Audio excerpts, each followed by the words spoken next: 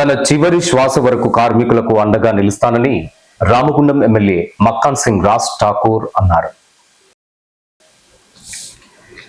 సమస్యల పరిష్కారం కోసం సమ్మె చేపట్టిన ఆర్ఎఫ్సిఎల్ కార్మికులను శుక్రవారం సాయంత్రం ఎమ్మెల్యే రాజ్ ఠాకూర్ కలిసి పోరాటానికి అండగా ఉంటానని భరోసా ఇచ్చారు. స్థానికులకు ఉద్యోగ అవకాశాలు కల్పించాలని, కార్మికులకు రావాల్సినటువంటి హక్కులు, సరైన వేతనాలు అమలు చేయాలని డిమాండ్ చేశారు.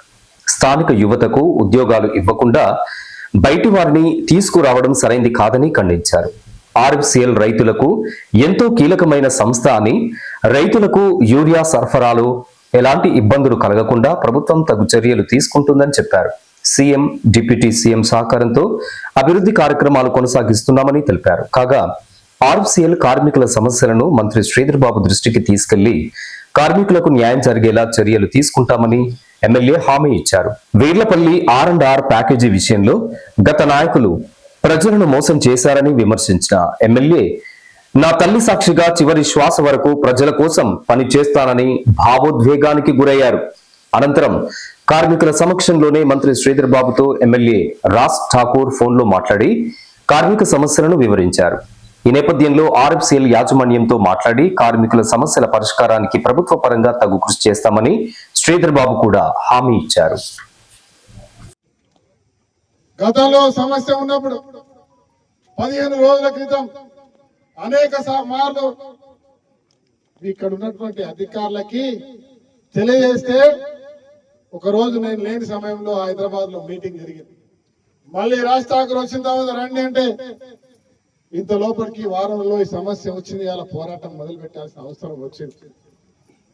ఒకే మాట అడుగుతా ఉన్నా, ఈ ఇండస్ట్రీని మూసేసినటువంటి చరిత్ర గతంలో ఎవరిదో పాలకులు అయితే మళ్ళీ తిరిగి తీసుకొచ్చిన చరిత్ర కాంగ్రెస్ పార్టీది, మన్మోహన్ సింగ్ గారిది, రాజశేఖర రెడ్డి గారి హయాంలో ఆ రోజు మా నాయకులు శ్రీధర్ బాబు గారు, ఇప్పుడున్న ఎంపీ వివేక్ గారు కూడా వెంకట స్వామి గారి సహకారంతో 7,500 కోట్ల రూపాయలు వెచ్చించి తీసుకొచ్చుకున్నాం.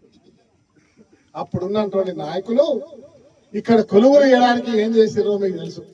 ఇక మళ్ళా చెప్తారన్న రాజకీయం అంటారు.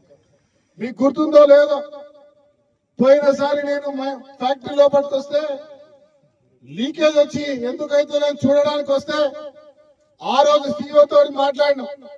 మీ అందరి సమక్షంలో, పోలీసుల సమక్షంలో, మీడియా సమక్షంలో, ఎందుకు ఇంత ప్రమాదమైనటువంటి ఫ్యాక్టరీ తగిన భద్రతా చర్యలు ఎందుకు తీసుకుంటలేరు, మా కార్మికులకు ఏమైతే ఎట్లా, ఇదొక అనుపాము మాదిరిగా నడి నగరంలో ఉంది, తగిన జాగ్రత్తలు తీసుకోండి, ఫ్యాక్టరీని నడపండి, 10 మందికి ఉపయోగపడే యూరియా ప్రొడక్షన్ రావాలి అని చెప్పడం జరిగింది.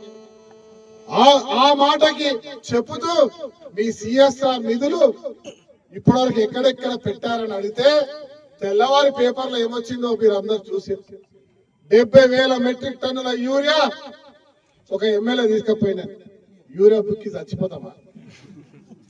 యూరియాలో వండుకుంటామా? యూరియా తీసుకెళ్ళింది నిజమే, అధికారులకు చెప్పి తీసుకెళ్ళినాం, రైతులకు పంచిపెట్టినాం తప్ప ఇవాళ దేశంలో రైతులకు యూరియా లేకుండా చేసిన మోడీ ప్రభుత్వం ఇవాళ ఇక్కడ యూరియా ఉంటే ఆ రోజు తీసుకెళ్ళినాం. CSR నిధులంటే డబ్బులు అనుకుంటే మూర్ఖులు కూడా ఆ రోజు రాసినటువంటి చరిత్ర, దానికి జవాబు నేను ఇచ్చిన. ప్రాంతంలో ఇంకా ఇండస్ట్రీస్ రావాలి, 3x800 పవర్ ప్లాంట్ రావాలి, FCIలో కూడా ఇంకా దీన్ని కూడా డెవలప్ చేయాలి, చేస్తూ ఉద్యోగాలు స్థానికులకే ఇవ్వాలి.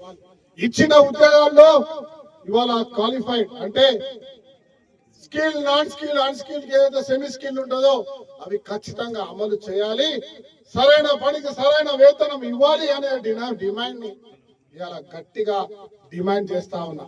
ఇప్పుడు మీ అందరిని ఉద్దేశించి మన సమస్యను పరిష్కారం చేయడానికి వారి దృష్టికి, ప్రభుత్వ దృష్టికి తీసుకొచ్చిన తెలిసినటువంటి మీ సమస్య తెలుసుకున్న మన అందరి ఇష్టమైన నాయకులు, ప్రియతమ నాయకులు, గౌరవ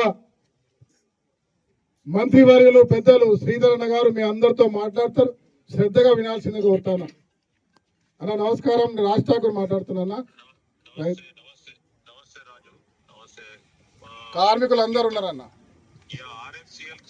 కార్మిక సోదరులకి మిత్రులకి ఇప్పుడే నా మిత్రుడు ఎమ్మెల్యే గారు రాజ్ ఠాకూర్ గారు అన్ని సమస్యలు నాకు కూడా చెప్పడం జరిగింది. నిన్నటి నుంచి కూడా చెప్తా ఉన్నారు.